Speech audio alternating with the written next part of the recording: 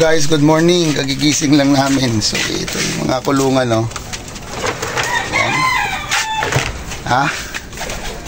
Oh, yung kababata ko, mahilig rin sa kalapate. So nagpainakay nga kami ang laban niya sa south. So ayan na yung kalapate mo.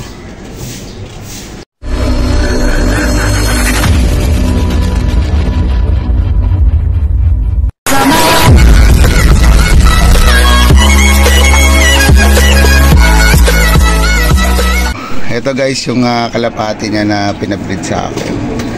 No, so ngayon magpapakuan kami. First training sa training box kaya hindi ko pwedeng ilayo pa. Bibitaw kami ngayon. Hawakan mo ng maigi. Yan, takmain mo. Oh, mahilap talaga yan. So ang gaganda, oh. So ang ganda. Ano mo nga, healthy, no? Oh. May parang brown, no? Sabi ko nga sa'yo, di ba? Ibig sabihin may pula. Ganda, oh. Ikan mo nga yung wings niya. Ha? Yan. So ang ganda ng wings, oh. Buong buo. So dalawa yan, no? Papaitogin pa natin yung isa. Ayan yung kapatid ko. Ay, sanayin ko lang ng mga 2 araw yan, tapos makakawalan ko na. Ito? Oo, para makakuan na siya. Kasi pagkakuan, mag-overfly eh. Mag-overfly siya. Yung isa white feather, no? Linisan yung sing-sing, may halong white. Oo. Ayan na. Tignan mo yung kulay niya, oh, nagbabrown. Nagbabrown, no? Oo, parang nagbabrown siya. So guys, kwanto, Emile Dewart. May dugo na Emile Dewart. So, tingnan natin kung ano yung, hindi pa talaga yan ang original niya na kulay eh. Ayan. Kulang ng buntot. Hindi yan, nakuhanan mo lang yan eh. Yan, yung isa white feather, no? Yan, yung isa white feather. Takmay mo. Tingnan mo ako ilang white light yan. Kung pwede sa, hindi pwede sa off color yan. Ba? Sa off color. Race? Oo.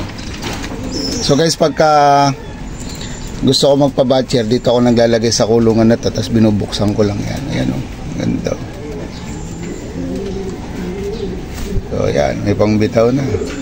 Oh, parang nagigrisel siya, oh. Oh. So guys, tingnan nyo, parang nagigrisel. So makikita natin yan sa paglaki kasi magbabago ng kanyan eh. Ayan, oh. Ganda. Okay. Hindi pang taklob yan eh. So ito guys yung training box ko na mahiwaga, no? May kwan yan, may alambre yan. Tingnan mo ako, meron dyan. Tsaka magre-release ha. Itong bubuksan na pinto. Ay. Oh, sige. Yan. Dito naman sa kabila.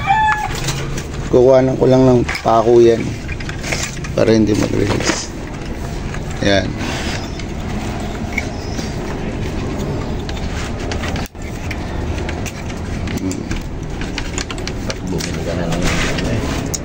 Training box na maganda, no? Meron ako niyan dati, plastic. Nasira kaagad. Yan. Yan. Lalagyan lang natin ng Takpan pa ng ganyan. Po, yan. Training box natin. Pang squatter. So guys, ito ha. So akala nyo malayo na kami magbibitaw, dyan lang kami sa may kanto. No, para lang masana yung kalapati natin bago natin ito. No? So yung iba kasi nagiging problema, naniniwala sila sa diskarte ng iba. So ginawa na namin yan pa. Kaso nga lang, pwede. Kaso maraming sayang. Kumbaga, yung mga kalapati nyo naghihirap unless para kasing bata yan, kailangan unti-unti, no? So ngayon hindi pa sila marunong sa training box, sigurado mag-aaway-aaway yan. Pero tetestingin na natin, no?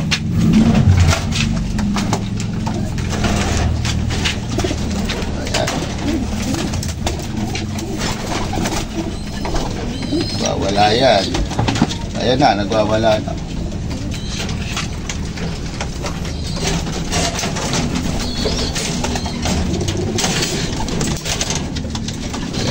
Yan yun, nagwawala na guys. Gusto mo yan.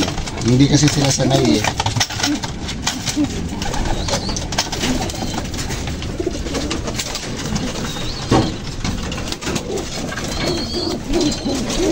Pati nanghali kami. Masarap na tulog. Ang kulit na itong brown, baka mamaya bago pa kawalan, hilo na to. Ganyan talaga yan sa una. Kaya yung iba, inilalayo ka agad nila. So, yan ang nagiging problema. Kaya mostly nawawalan sila ng kalapay. Nag-aaway na sila. Nag-aaway yan. Mga buntot niya, pakpak niyan.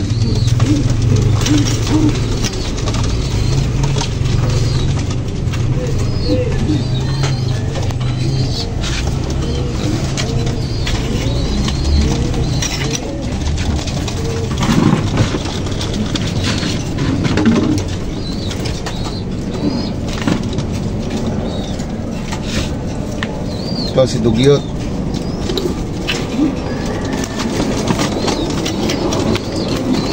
Anong balat na sila? 2, 4 6, 7, 8. Matay lang kasi yung 4 din sa may kung saan na yan eh. Tatlong kwan to eh. Tatlo itong brown na to eh. Dalawa yung red bar. Siya ba yung ano? Siya ba yung anong tawag dito, yung sumabog sa kuryente? Oo. O, tingnan mo, nagwawala o.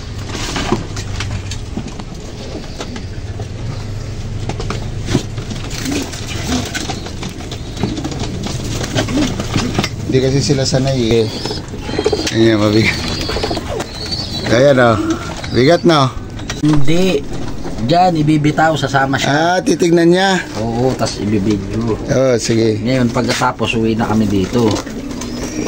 Ay, hindi na natin kailangan ng kuan. Talagang kuan din titignan niya kung paano yung style Sayang guys ayan, nakaready na sila. So, ladradan na to mamaya. Sige na, dalhin mo na. Bibidyo kita pa eh, babae. Paano mo kasi? Hindi, wala kang hawakan. Ha? Saan ka hawak? Ano ba? Hawakan mo muna gano'n. Dapat to merong ano eh. Wala kasi nakukuan eh. Yung dati kasi ginagano namin yung training box eh. Yan.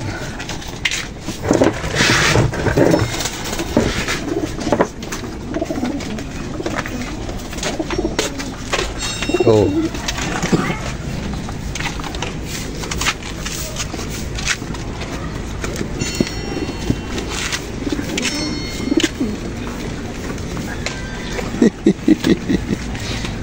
Nahirap siya. Pahirapan sa mundo itong ano. Pagbaba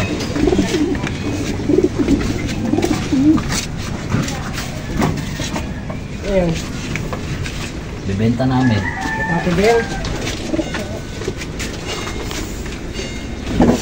Oo.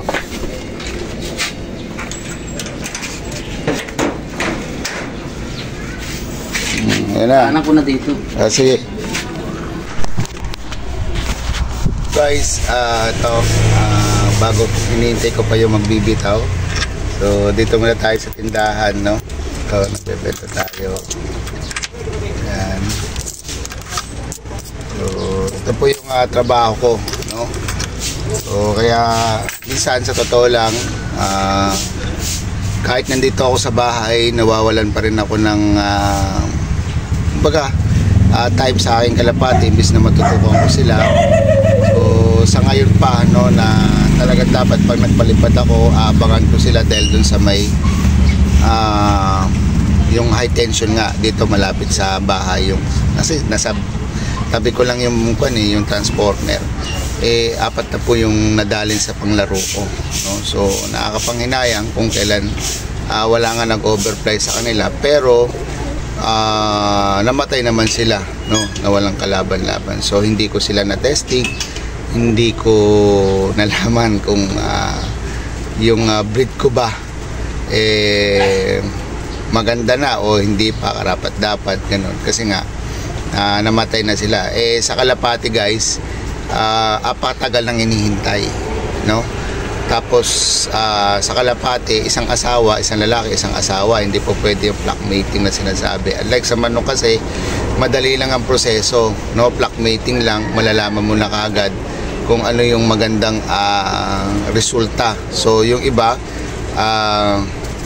kwan na kaagad, scratch na kaagad. Yung pinakamagandang resulta, yun po yung itutuloy na breed.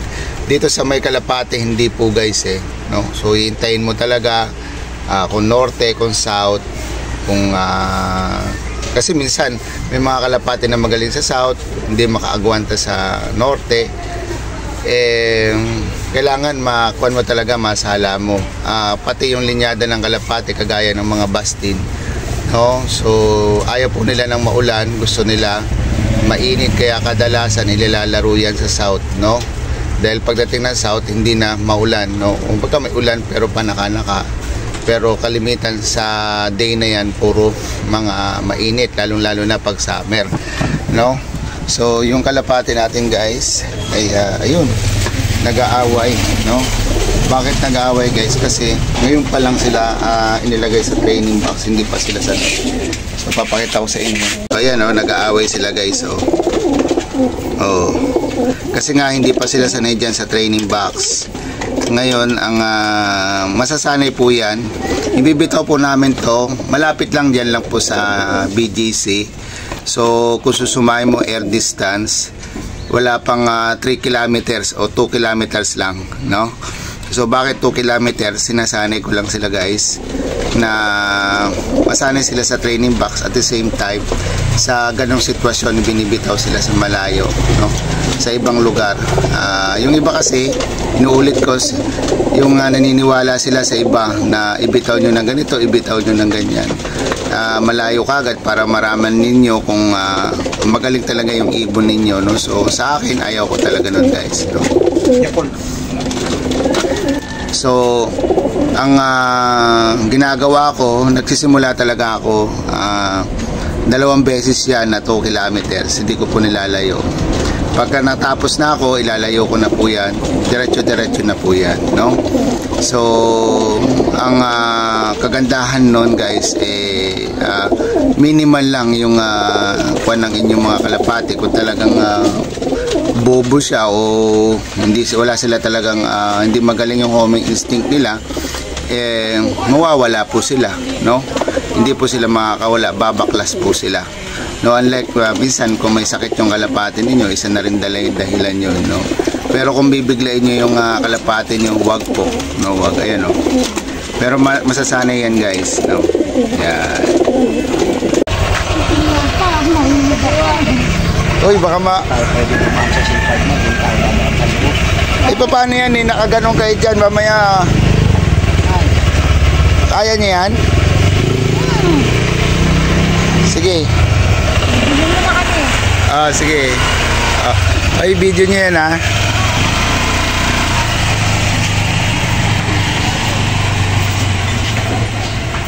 Kasama? Kasama niya.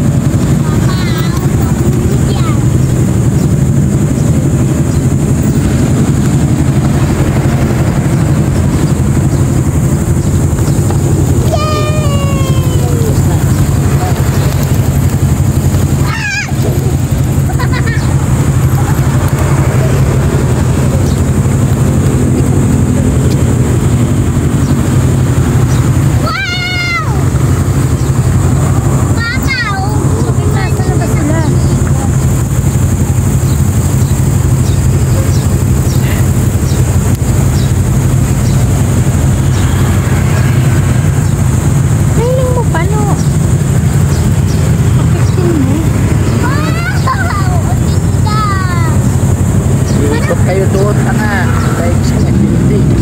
Mamaya hindi kayo makauwi.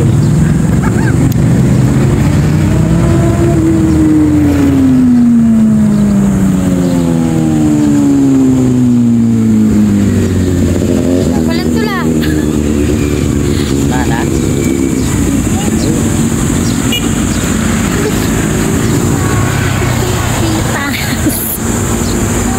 Hindi ko masundan. Ano yung mo nga? Sundan mo lang yung video. Ako na mag-out din. So, ayun na guys, dumating na. Yun, umiikot pa. No? Ayun na guys, dumating na, bumaba na.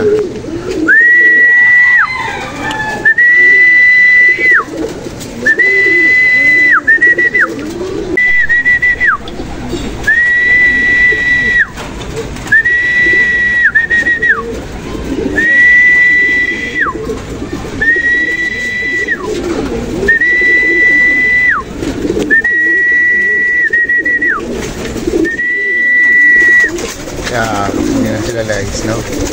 Ayan sila. So, yan po yung mga pang-norte natin, ano? Kailangan po, pagdating nila, wala po silang makikitang tubig. Dito, no? Papasukin na natin sila. So, sarado pala.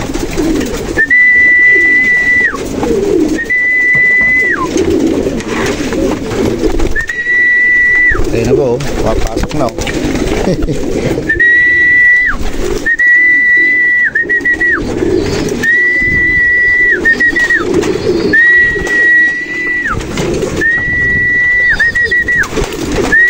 Yun guys, oh. Diretso yung pasok, oh.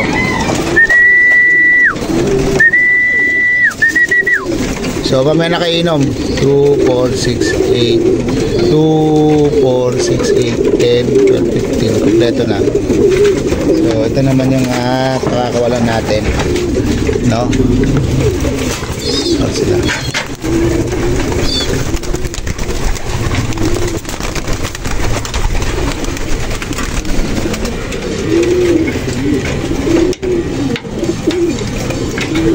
Yung natin guys, yung panglaban natin ng south, at the same time meron nata dyan ng mga 4 na gagawin kong stock bird, no? Mga 14 yan, mga 16 siguro 11 yata ilalaban ko ng kwan. So babayaan ko lang muna dyan para makalipad, para mamaya magpatuka tayo, okay na.